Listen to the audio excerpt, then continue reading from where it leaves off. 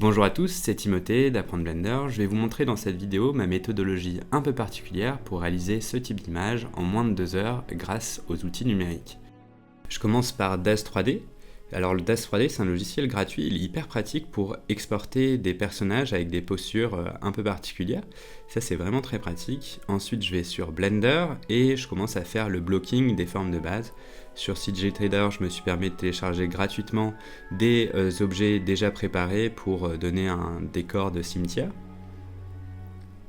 Donc là, on me voit chercher un peu la mise en scène, trouver ce qui est un peu mieux. Je me permets de sculpter un tout petit peu le bloc qui fera office de cimetière.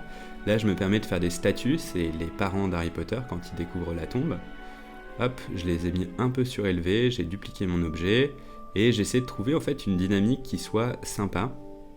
Là, je prends un tube très simple et je viens en faire des baguettes magiques.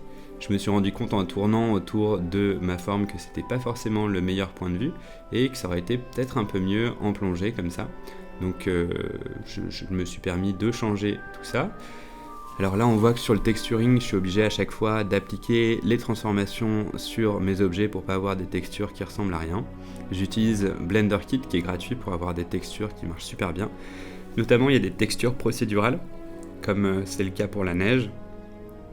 Voilà, je devais faire un effet de neige et je vais directement exporter juste cette image. J'essaye de faire une mise en scène avec la lumière qui soit assez plate mais suffisamment correcte pour que je puisse le retravailler directement sur Photoshop.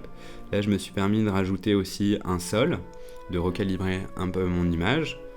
J'ai enfin un rendu qui est correct, alors je me permets même pas de faire les objets comme les vêtements. Là, j'essaie de rajouter de la neige. Voilà, j'essaie de refaire une texture pour essayer de rajouter de la neige, j'essaie de casser les dynamiques, vous voyez les grandes lignes, elles sont pas très jolies, donc j'essaie de les casser un petit peu. Je repeins par-dessus et toute l'idée ça va être de rajouter en fait des éléments au fur et à mesure pour arriver à l'étape finale. Alors c'est une méthodologie un peu particulière parce qu'elle est pas... on voit vraiment l'image apparaître qu'à la fin. Là, j'essaie de casser les rythmes de la 3D qui sont un petit peu trop 3D. Au tout début, j'ai essayé de faire du photo bashing avec les vêtements, mais je me suis dit que ça allait me prendre une plombe et que c'était pas forcément la meilleure méthodologie. Le but, c'est que l'image fonctionne, c'est pas qu'on la regarde de très près. Alors là, vous voyez, j'essaye potentiellement de le faire, mais je me suis rendu compte que c'était beaucoup plus facile de mettre des aplats de couleurs. Alors au tout début, je positionne juste des aplats très simples. Et ensuite, je viens les retravailler au fur et à mesure.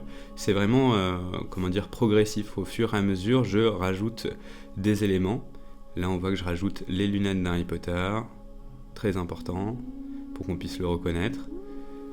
Et au tout début, c'est un peu plat. Ça fait un effet un petit peu plat, mais petit à petit, en rajoutant les lumières et en faisant en sorte que ça s'intègre très bien, et bien simplement le fait d'avoir des postures qui soient dynamiques et un visage qui soit très réaliste, ça suffit à donner l'effet de réalisme. En fait, en réalité, il y a très peu de détails, mais le côté lumière, le côté justement visage très bien fait qu'à la fin, ça marche très bien. Alors là, c'est une technique très particulière. Je fais juste le titre et je vais utiliser les styles de calque dans Photoshop pour faire une incrustation comme en volume. Je rajoute les fameux yeux verts de Harry.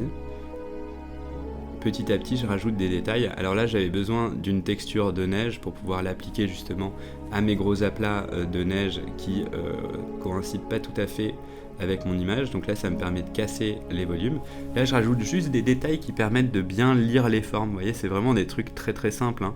On voit voilà, je rajoute les petits détails qui font la différence et pourtant c'est vraiment archi simple, hein. Vraiment c'est du dessin basique. Ensuite je commence par rajouter un peu d'occlusion ambiante et les plis, et là ça commence déjà à s'intégrer un petit peu mieux sur notre image. Hop. Là, je rajoute un peu d'ombre, pareil, de l'ambient occlusion sur mes objets. Je le fais vraiment méthode par méthode.